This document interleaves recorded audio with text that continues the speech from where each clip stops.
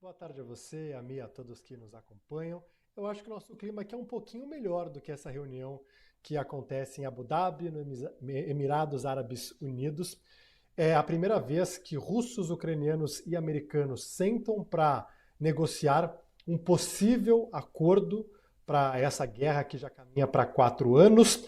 A gente tem um sinal positivo da diplomacia dos países se reunindo, sobretudo após o Steve Witkoff, que é o enviado especial de Trump, ter ido ao Kremlin e ter tido uma conversa de 4 horas e meia com Vladimir Putin, e depois a Rússia ter falado que foi uma conversa positiva, mas é uma negociação ainda com integrantes médios dos governos. A gente não está falando de uma negociação com o Putin, o Zelensky e o Trump. Aí sim a gente poderia esperar um anúncio de fato. Mas o que deve sair dessa negociação? Talvez um caminho pavimentado para que, em breve, a gente possa ter um anúncio do fim dessa guerra.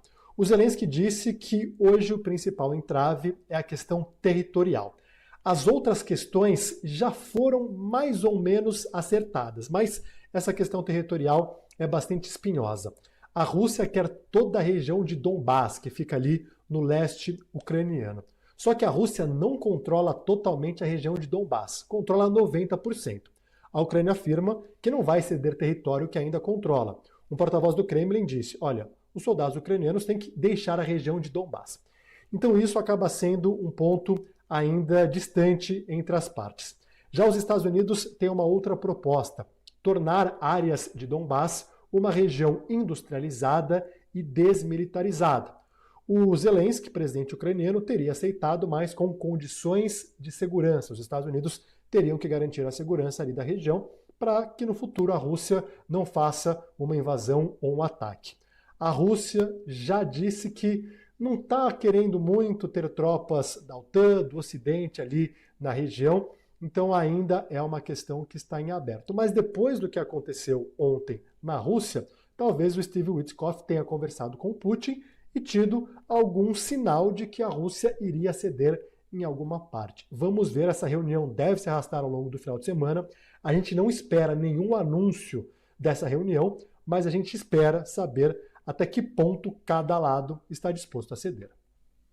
E pelo que a gente acompanha, né, pensar que amanhã falta exatamente um mês para essa guerra completar 4 anos. Começou lá em 24 de fevereiro de 2022 e até agora é sempre assim. Agora se fala muito dessa questão territorial nessa reunião, o Killing.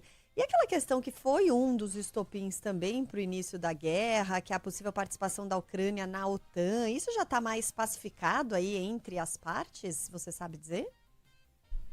Sim, porque a Ucrânia não vai entrar no OTAN, né? Até porque é um país em guerra. Então é bem difícil que isso aconteça, até mesmo na União Europeia. A União Europeia falou, né, talvez, dependendo de algumas concessões, então isso não vai. O que a Ucrânia quer é garantias de segurança semelhantes ao artigo 5 da OTAN, que se a Rússia atacar a Ucrânia no futuro, os países da aliança militar vão defender a Ucrânia. Então, ao que tudo indica, algo nessa linha os Estados Unidos tinham aceitado. Agora a gente precisa ver o lado da Rússia. Mas entrar na OTAN ou entrar na União Europeia não parece que é algo que vai acontecer. Talvez ter algum arranjo para se aproximar do bloco europeu, ter algum arranjo para se aproximar mais da Aliança Militar do Atlântico Norte, mas não de fato ser um integrante.